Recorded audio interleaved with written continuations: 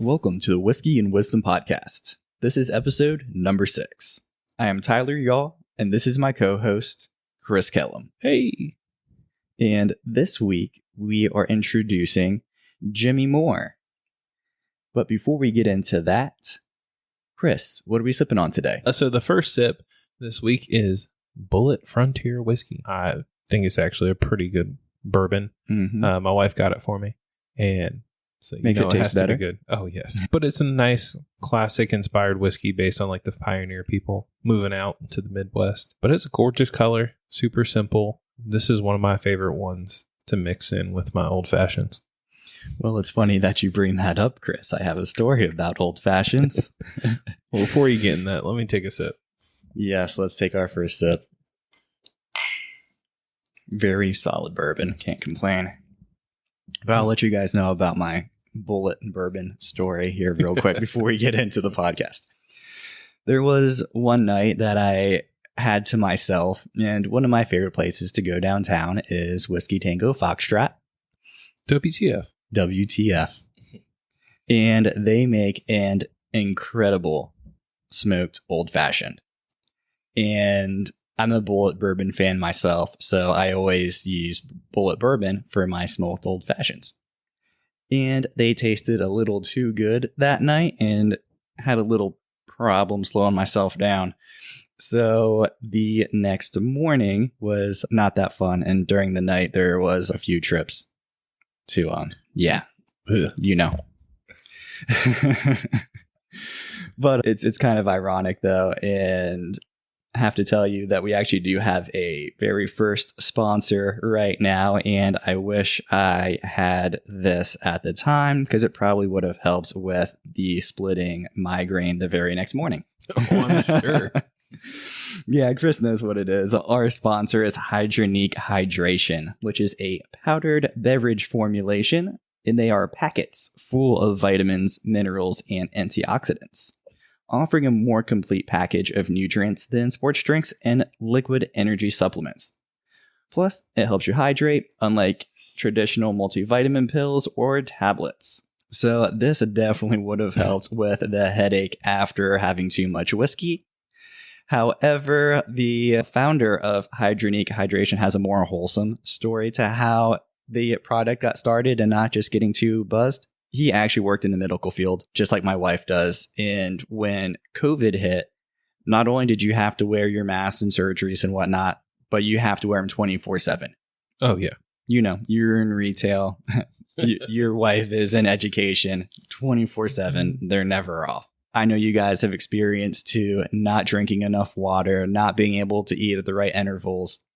And when you're malnourished or don't have the right hydration in your body, you start getting those horrible migraines and not feeling well, being lethargic and sluggish, which is definitely not something when you are teaching middle schoolers or when you are a nurse and trying to take care of your patients.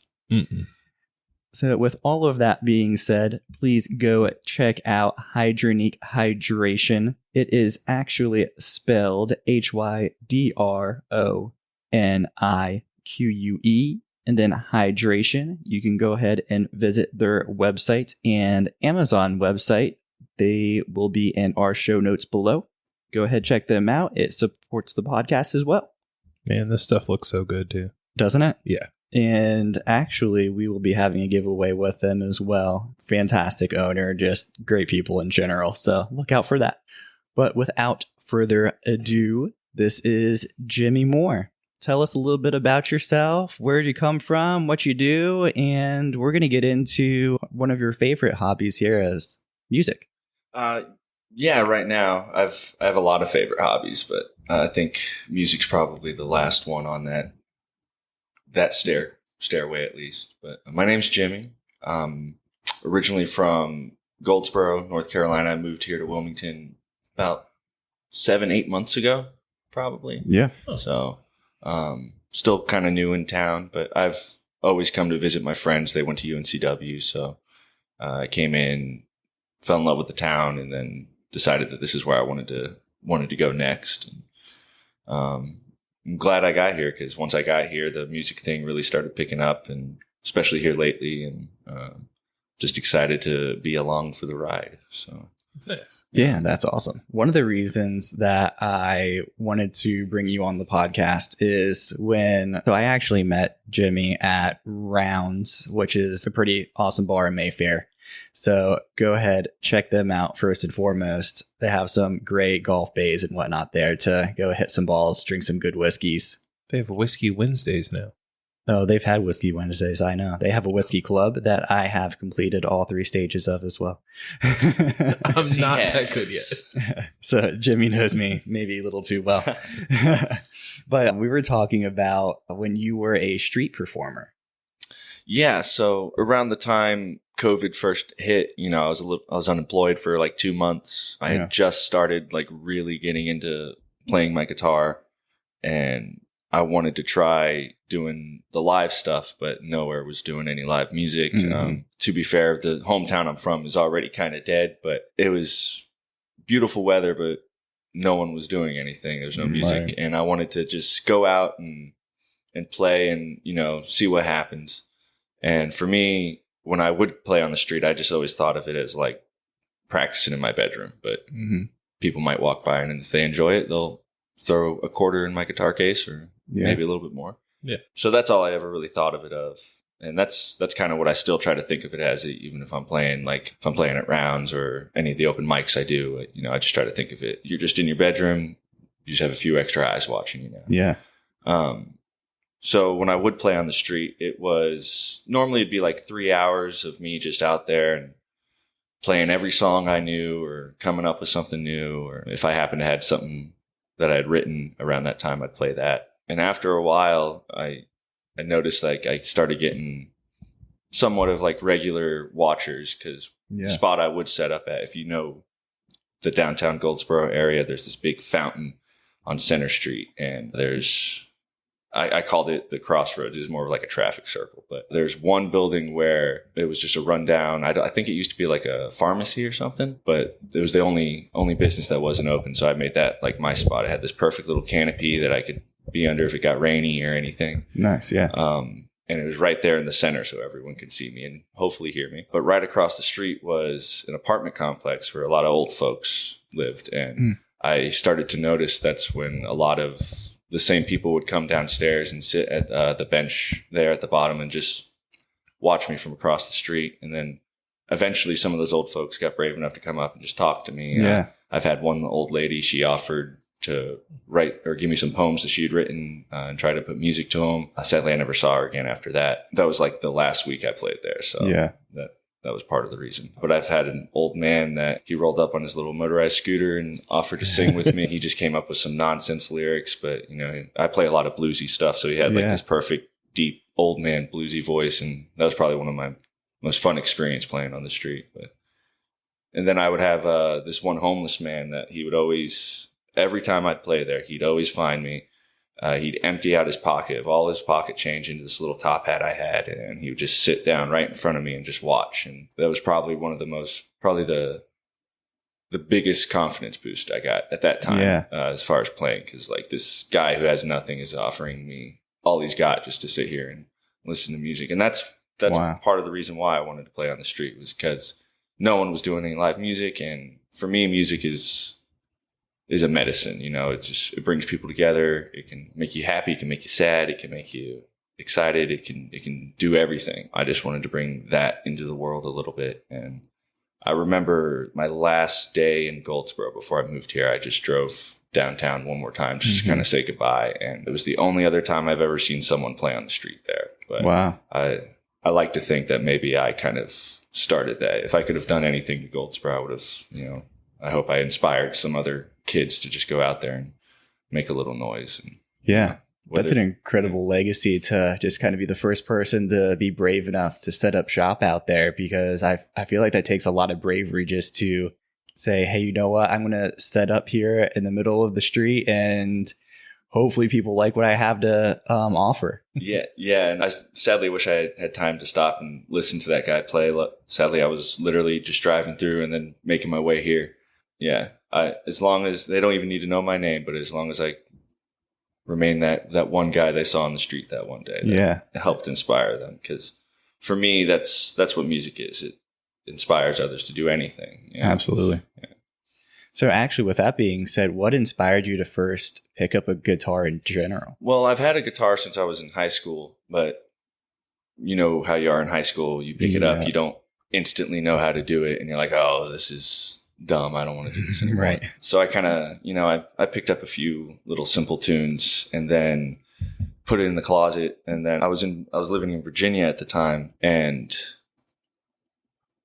I just, I had played a lot of video games for a long time, and that was just that hobby was just kind of dwindling on me. And just one day I decided I'm going to pick up the guitar again. I'm going to sit down all day and I'm going to really learn a song. And that's what I did. I sat down all day and played the same thing over and over and over and over again until I had it as close to perfect as I could at that time.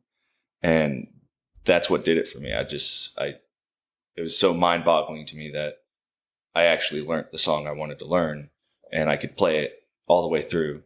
And then from there on, it was like, okay, well, now it's the next song. And I never thought I'd be at the point I am right now where I'm doing gigs or, writing my own songs. I've been trying to get some studio time soon to record my own stuff. Because when I first picked it up, I was like, I'll learn how to play like five songs or so. And it'd be cool to, when I have friends over, be like, I can play this. Then the bug just bit me, man. And it didn't help that where I was living in Virginia was like 5 minutes from a Guitar Center. So I'd go there every day. Spent a little too much money there. Ever since, man, it's just the one thing that I like to do. It's what I do to unwind. It's, it's just part of my daily routine now. And so what was the first song? First song was a song by a band known as Kiss, called God of Thunder. It's kind of like a heavier song, but it's, for the longest time, that was my favorite band growing up, just because, most people my age who say that that's their favorite band, their dad showed it to them. Same with me. I remember my dad had this live DVD of them that he just played on repeat forever. And when I was younger and he did that, I was like, oh, this sucks. I hate listening to it. But then one day I was just watching and I was like, these guys are kind of badass. Huh.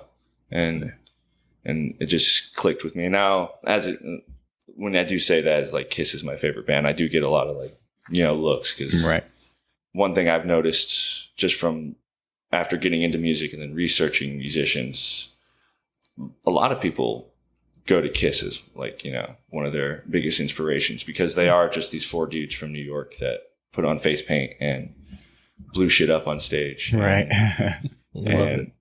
And somehow they made crazy amounts of money doing it. And I think that's what was so inspiring about them to me, was that like, anyone can do it, really. Yeah. Just these four random dudes. And so how'd you go from Kiss to the more kind of bluesy stuff that you play now? It seems like quite the transition. I'm as surprised as you are that that's kind of the stuff that I like now, because like even growing up, I wasn't really into country or blues or bluegrass or any of that. I liked classic rock and, hair metal and some modern like alternative rock like Weezer and stuff like that. Yeah. But I think what really did it for me was like, once I started playing, you start to notice how similar all that music really is. Because even though it's just louder and heavier, it's all the same thing. Mm-hmm. Like, especially when it comes to a lot of the lead guitar stuff, they're just doing blues stuff, but just a little bit faster and a little bit louder. And then you start to appreciate where that stuff came from. And that's kind of where my rabbit hole went. I would see like Ace Frehley, the guitar player for Kiss. I was like, okay, well, who did he like? Oh, he liked Eric Clapton. Oh, who did Eric Clapton like? Oh, he liked so-and-so. And who did they like? And then you kind of just keep going down. And it's interesting to see how like they all kind of play the same, even though they have their own sound. They all, it's this building block of music and sound that at the end of the day is all the same thing. Like I'd even I've always mentioned like rap music, I call the modern day blues music, because it really is, when it comes down to like the lyrics and stuff and the soul that goes into it. And I honestly consider everything nowadays just rock and roll, whether it be pop music, hip hop, rap. It's all got a little bit of that blues in there. That is a very interesting way of putting it. I've never thought of I can see it where you're saying that now, though, where rap is just kind of like the modern day blues. It's very interesting hearing it that way. Yeah. And everyone I've told that to, they usually, once they think about it, they're like, yeah, it kind of is, Right. Because the blues is all about, there's a difference between sad songs and blues songs, because sad songs are sad songs. And that's normally like the country vibe, I would say. But blues is, you could be singing about something happy, sad, you can be singing about the girl that left you. You can be singing about just sitting and playing your guitar. You can sing about anything you want, but it's just the way that you sing it and the way that you play it and all the soul that kind of goes into how you're playing it. And that's what I really fell in love with the blues about, because you can just, it's never really the same. Mm-hmm.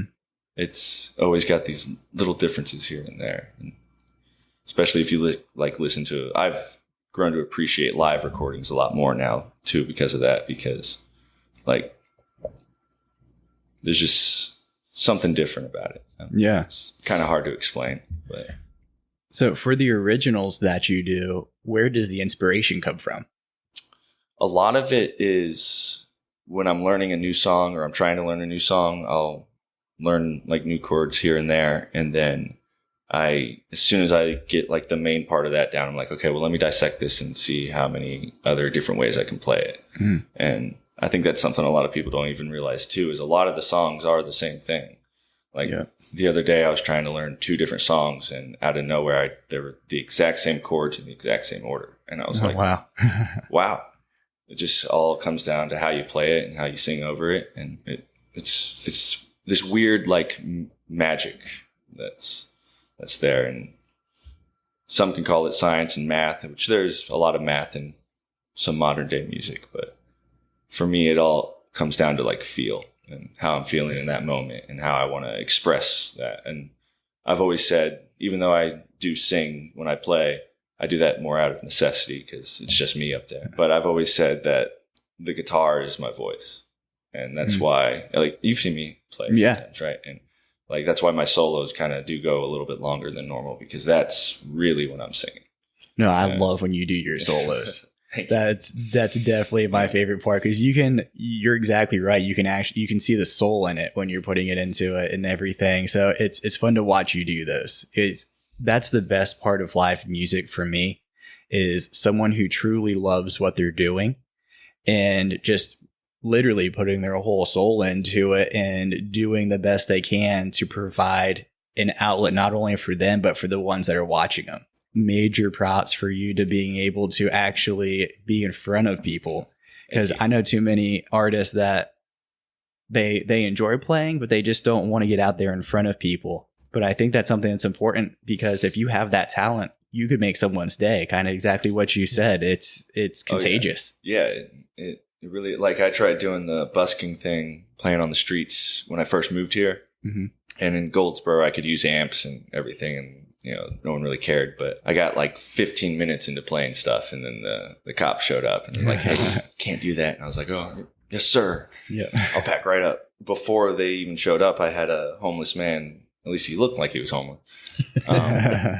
come up to me, and I thought he was kind of being a little aggressive at first, but he asked me to play a song. I played the song, and he gave me $1, and then he asked if he could play the guitar for a little bit. And I was like, sure, why not? He had one of those like harmonica headpieces around his neck. So he was obviously a musician at some point, or some caliber. And he picked up the guitar and he played amazingly. It was crazy. It was like just this random dude that, lives on the street, and he does the same thing. But for him, it's, a little bit different. He's making money to get by. For me, I was doing it for fun and to bring it to, and it just goes to show you how like it can really just connect people. And I've made a lot of connections just in the past few weeks lately because I've been doing some open mics and I've been meeting a lot more musicians and a lot more like-minded musicians, because someone my age playing the music that I play is very different, I think, for this area. Because, you know, a lot of people my age, they're either DJing or making electronic music, or they're doing country music because that's easy and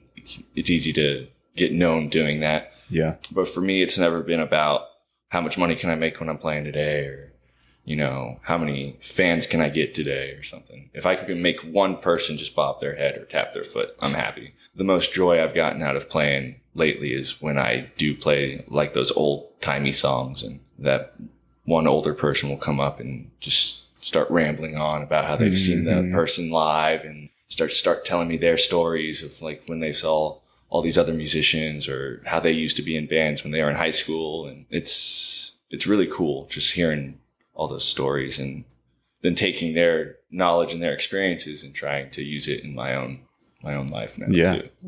The closest thing, and it kind of brings the whole story together for what you were just saying too, is, so I was a DJ, so you're exactly right. The people our age typically go that route.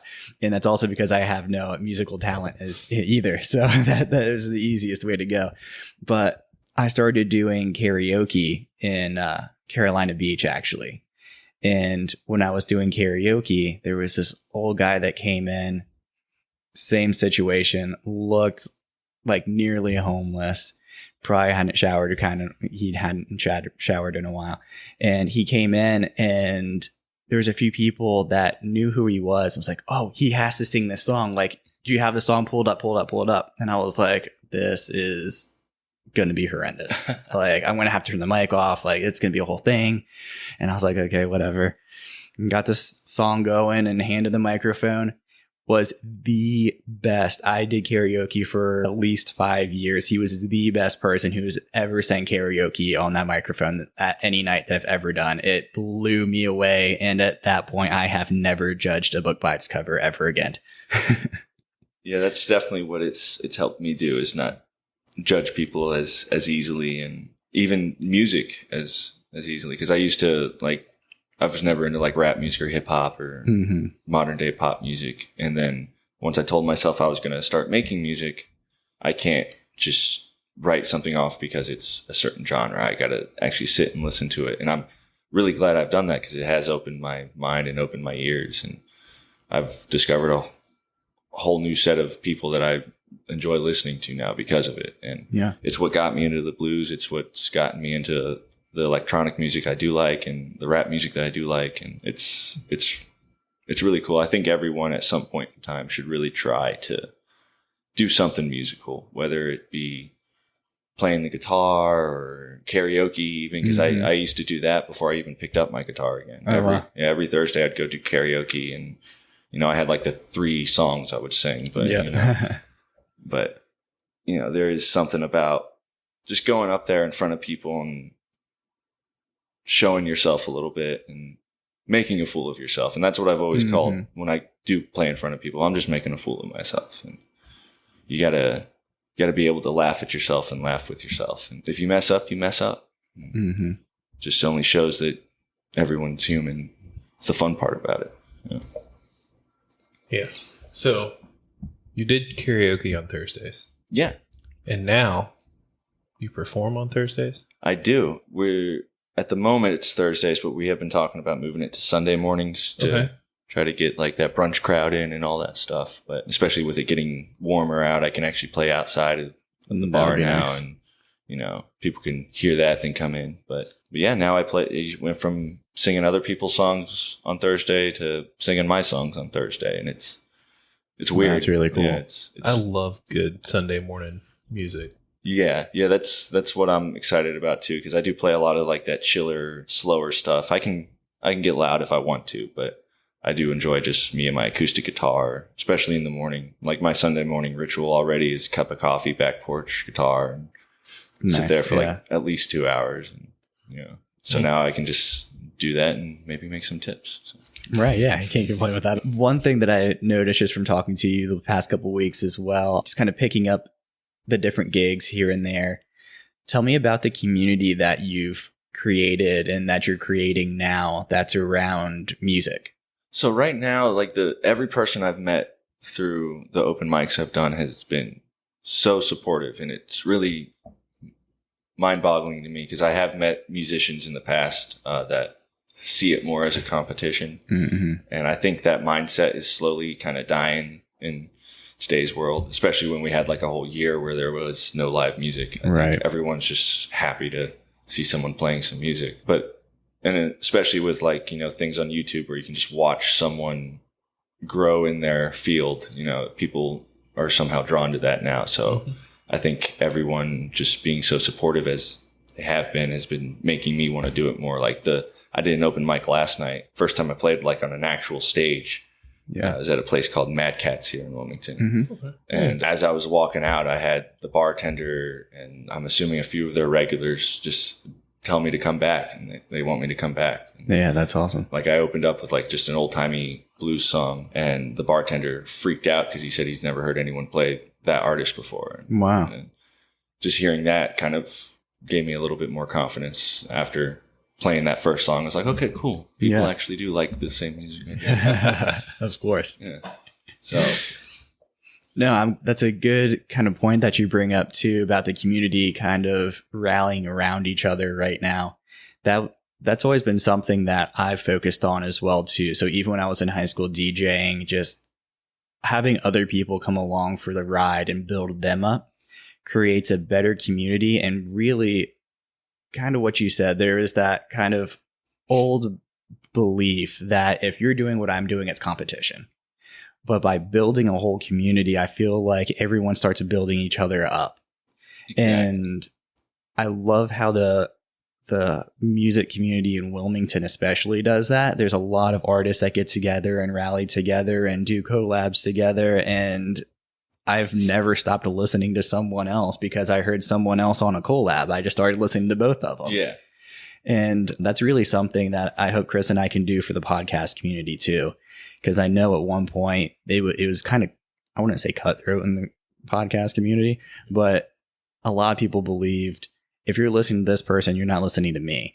And I don't think that's true and really anything like that. If you can bring other people up, they want to listen to you as well. So I love that you're part of that community. I love that they took you in and that you're willing to go out there because there's just people that are too afraid to even take that risk and go out there because you didn't know if they were going to accept you or if they were going to like your music. And that says a lot about you that you're willing to go out there and do that. Yeah. And don't get me wrong, I still get nervous every night I play.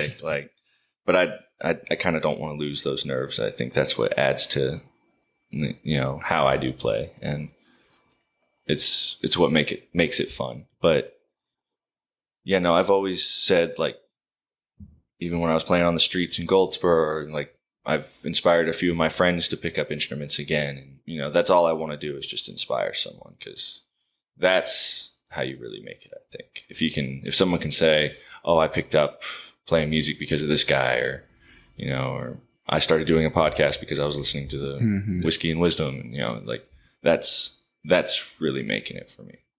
Yeah, absolutely. Yeah. One of my friends actually said this a few weeks ago where these major artists, if they're making 10 million, what's an additional 1 million to them to make that 11 million? They're really not getting any extra satisfaction out of that. But for you knowing that you inspired someone and that's something that's going to live with them forever, that'll live with you forever. So like we've talked about it before, we live in a capitalist society. You need money, but there's a way that money will never make you feel that inspiration will. Yeah.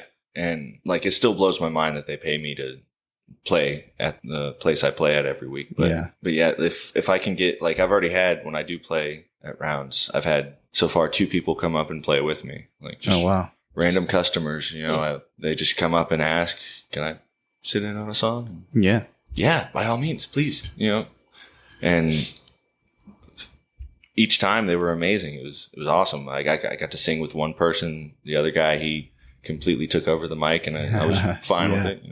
Have your moment, man. And if I can give anyone that little bit of a moment, that I get to get, once a week is, it's cool to me.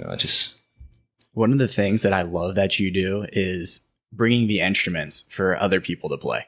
Oh yeah, the bongos and the maracas. Yeah, and stuff. exactly. Yeah. I think that's really neat. I've never seen anyone do that before, and just allowing people to come up and be interactive with you, because I know too many people that are very protective of their music. And like, if you come up and you shake that maraca in the wrong way, and you're not like that at all. And I really admire that. That's what music's all about, man. It's to bring people together and for everyone to have a good time. And that's what I want to make it. I want everyone to, feel like a rock star for a little bit or something. And just the other night, we had a kid's birthday party at the place I was playing at, and little kid came up. I handed him the little shaker egg I have, and he thought I was just giving it to him. He walked away, but his mom brought him back, and he started banging on the bongos, and he was having a great time. And his little 3-year-old, he's not going to play it perfectly, but he's having fun, and who knows, that subconscious memory of him seeing this guy with a guitar and him hitting the drums. He might be a drummer one day. It's just it's cool to me, just bringing people together. I like the inspiration that you're bringing, because you're like, hey, I want to inspire someone to do something else. And from my point of view, I think that's a great thing. I've always looked at life as everyone's trying to be capitalistic and they're just trying to move through life. But what can you do to inspire someone to leave a mark? Because, when you're dead and you're gone, the only thing that survives is your memory.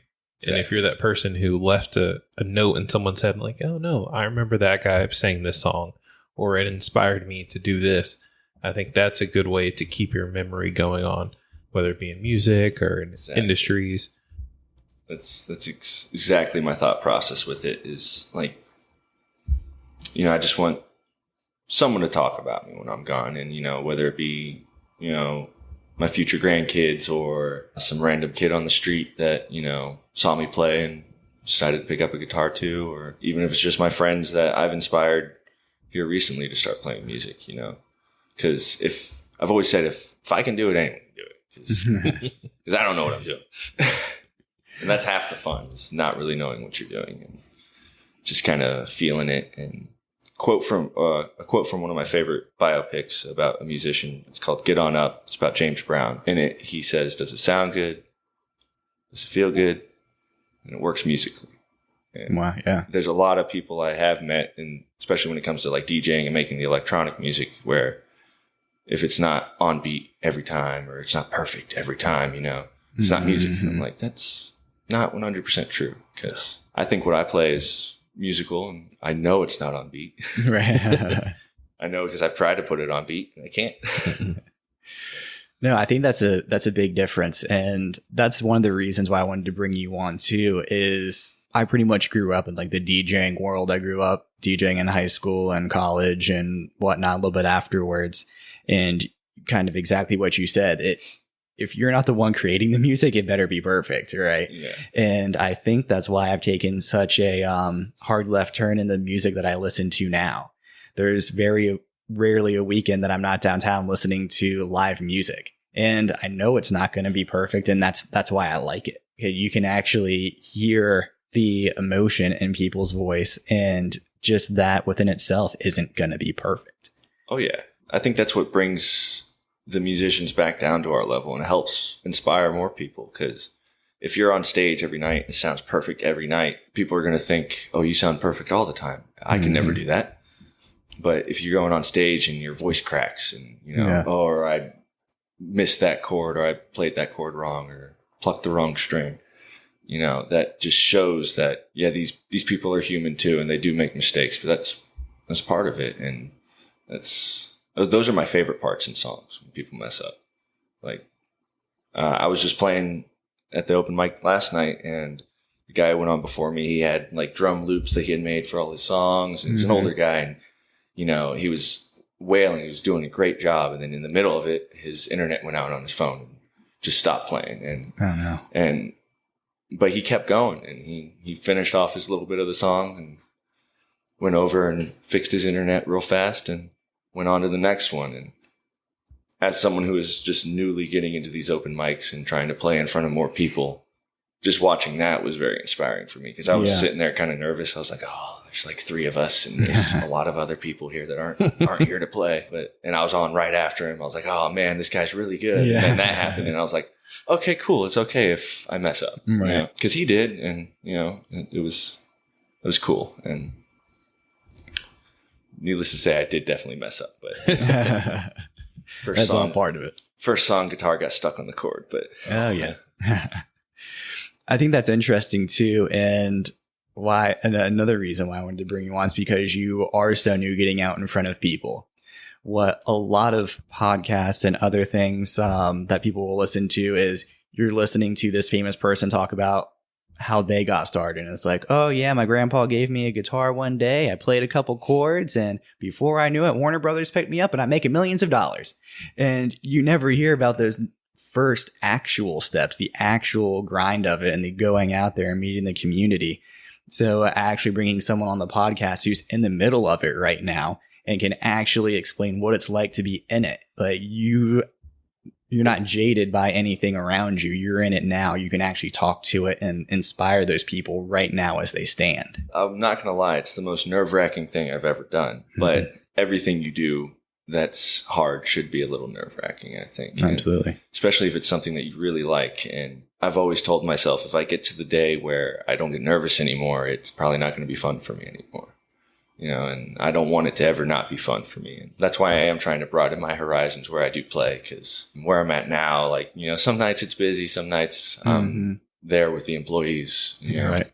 But I don't know, just something about each small little step I take, and you take one step and then you can find 3 other steps to go into different directions. You can talk to this person, then you can meet another person, or talk with another person who knows a studio guy, or talk with one person, they play the same music as you. Maybe we can jam sometime. Mm-hmm. Like one of the open mics I did was at a Bottega here downtown. That's a great little wine bar too. They do a lot of open mics and a lot of just jam sessions so the second one I ever went to, it was just like 5 guitar players. 2 people were on like drums. There's a guy on a piano, and we were all just sitting in a circle in this tiny little bar, no bigger than this garage we're in right now, and everyone's just having fun making music. Yeah. And it was the coolest thing to me, and I definitely learned something from that experience just by watching, and just by letting them, or having them let me be a part of that, was so cool and so fun, and just let me know this is what I want to keep doing. And that's why I do bring the instruments that I bring, because I want people to come in and join along, and they might find a talent that they never thought they had. And because I never knew I could play like this. Right. It's still a little mind-boggling, but it's fun, and I hope it never stops being mind-boggling though. Yeah, because it's a consistent learning process. I've even heard like some of my idols who are like older guys that say they're still figuring it out, they're still learning, and that's some of the most inspirational stuff I could ever hear. Is these guys that I considered gods in music are like, yeah, we're still figuring it out. Or I learned this new thing the other day. Yeah. It's so fun just sitting with like an older guy who's playing the guitar, and you think he's like amazing. And then he's like, oh, check this thing out. I learned it the other day. And he starts showing me. That's I'm like, neat. Yeah. Wow, you're still learning just like I am. And then, or I'll play something and I'll be like, can you show me that? You want me to show you how I did what I just did? Okay. Yeah. It's pretty easy, I guess. I don't know. But it's fun, man. It's a road I never really thought I'd go down. We all have the rock star dream, I think, at some point in time. We stand on our bed pretending it's a stage, or using the broom as an air guitar or something. And just to be actually out there really doing it is really cool to me. And I highly recommend anyone, if they have any desire to do anything in the entertainment, whether it be stand-up comedy, music, theater, whatever, just go out there and do it. 'Cause I used to do community theater a little bit when I was in high school, and for me it was just the getting in front of people and trying to entertain them. It wasn't really the acting part of it. I just wanted to make people laugh or cry or smile, whatever the situation might call for. And I do find it a lot easier with an instrument in my hand instead of having to remember countless lines. But yeah, I've always had that little entertainment bug in me, and I'm glad I found a new outlet for it. Because once I did graduate high school, it wasn't easy for me to get into the theater stuff again. Yeah. And it's nice to have something to let that creative outlet thrive a little bit. So I know for a lot of people, it's very intimidating for them to stand on a stage to do anything. For you, what was it that helped you get on the stage the first time, to get over that fear and to just get out there and do it? That's pretty much it. Just get out there and do it. And if you mess up, you mess up. I remember the first play I ever did, I was in 8th grade. It was A Christmas Carol, and I was in chorus, and it was a musical, and I got cast as Scrooge for some god-awful reason. And I remember I was so nervous. I had a song that I had to sing by myself. I had the most lines in the whole play. I was the main character. Mm-hmm. And I remember it was the first scene. I forgot my lines, and I'm standing there freaking out. It was the scene where he's arguing with his nephew about coming to dinner and stuff. But luckily I remembered them. I pulled myself together and I got through the scene. And then and I thought about that the whole time during the whole play. I was like, I can't believe I forgot my lines. I can't believe it. And then I get off stage. I go see my family. My grandfather, he's also into community theater. So I went to him and I was like, I can't believe I forgot my lines. And he's like, when did you forget your lines? Yeah. I was like, right there at the beginning. You didn't see me? He's like, I thought you were just acting, man. So that's something that's always kind of stuck with me too. It's like sometimes when you're watching people and you think that they meant to do what they did, for all we know, it was a mistake, and that mistake worked. So, yeah, I think exactly what you brought up there is something that would help people get on stage themselves. Just hearing, from what I understand anyway, when people get on stage, the thing that they're most afraid of is messing up and making themselves look like a fool. And I think the number one thing is, you might think that you look like a fool up there, but very rarely can someone pick that out. Yeah. And I've always said, like, when I say to my roommate every time I go out to play, I'm like, I'm going to go make a fool of myself tonight. Mm-hmm. He goes, have fun. And, that's all it is. And you got to be willing to humble yourself and laugh at yourself. And if you end up making a fool of yourself, you make a fool of yourself. If people end up enjoying the fool that you're presenting to them, then that's for the better. That's a win too. Yeah. Take them as they come. Yeah. It's been really fun journey so far, and I'm really excited to see where it continues to go, because like I said, it's something I never thought I'd get into, something I only ever dreamed of. And the fact that I can play what I do play now is so cool to me. And even for any like up and coming musicians that are struggling to learn new stuff, like I always get in these pits where, I know how to play what I know how to play, but I feel like I haven't excelled or moved up in my caliber at all. And then one day I'll just sit down and I'll pick out something new, and I'm like, oh, I tried to learn this 3 weeks ago. I couldn't figure it out, but today I got it. And it just goes to show you that you just got to keep at it. And something that my other grandfather told me when I told him I was going to start practicing guitar, and it's stuck with me ever since, is you can only get better. Mm-hmm.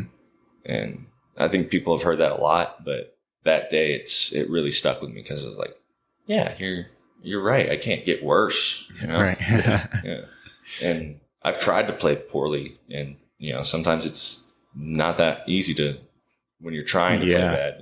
I think that's something everyone needs to just think of for everything in their life, is you can only get better. Yeah. If you really want to do something, you can just stick at it, and you can really make something out of it. Yeah. Even if it's just for you. That's all it is for me. This is all just for me.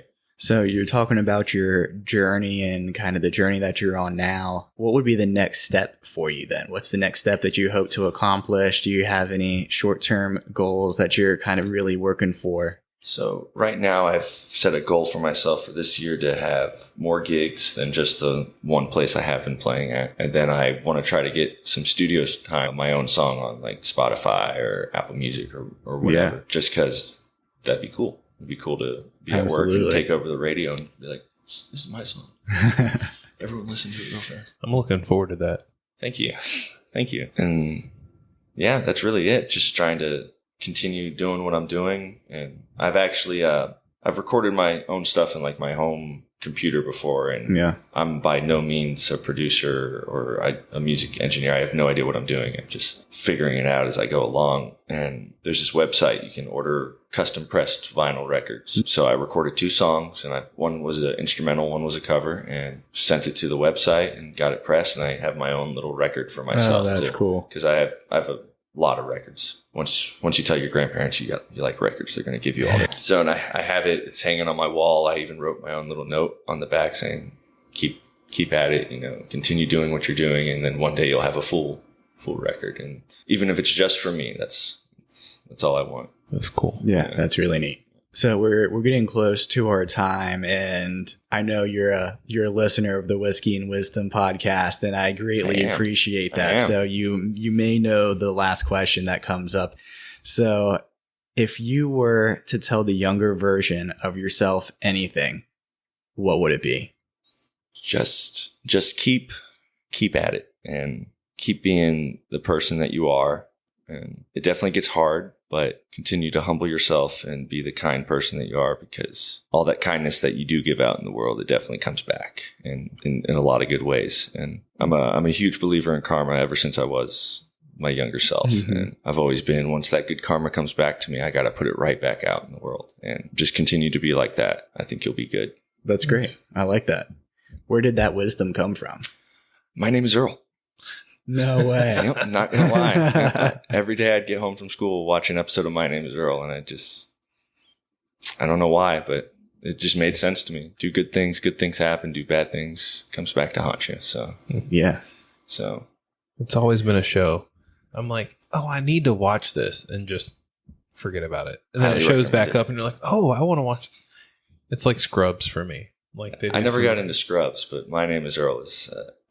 I highly recommend it. It's very heartwarming, and I think it does teach people a lot about being kind to others, and it definitely taught me. Like that's pretty much how I do live my life.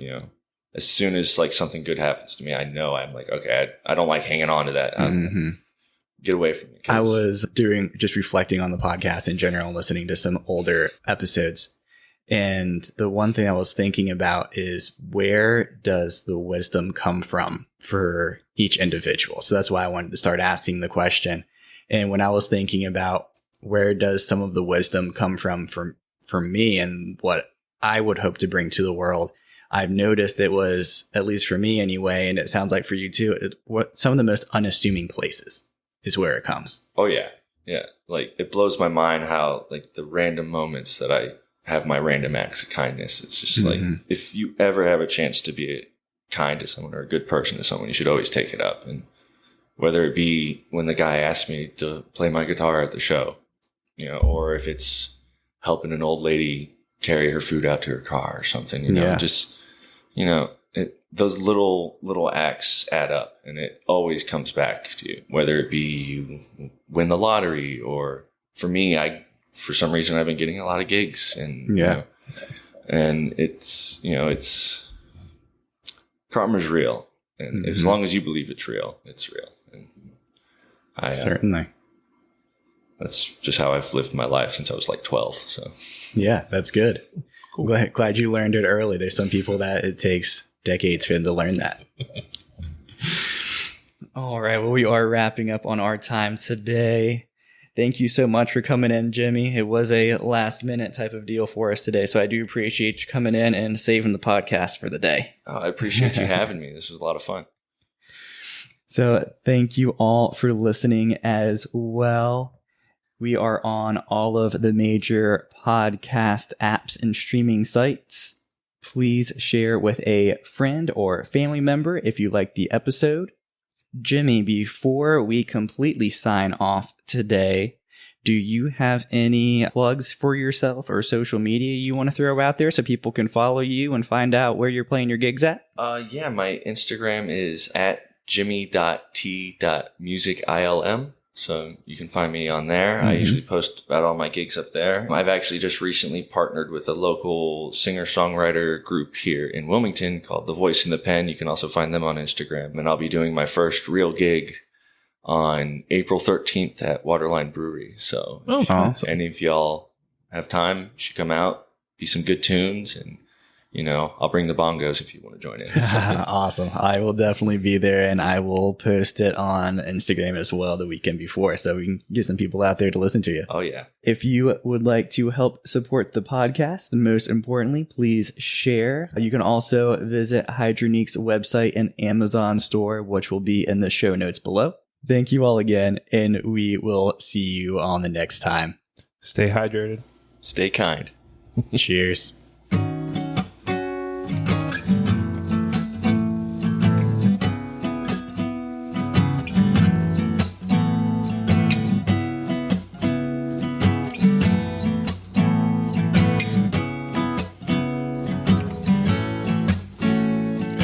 Baby, don't you know I got nowhere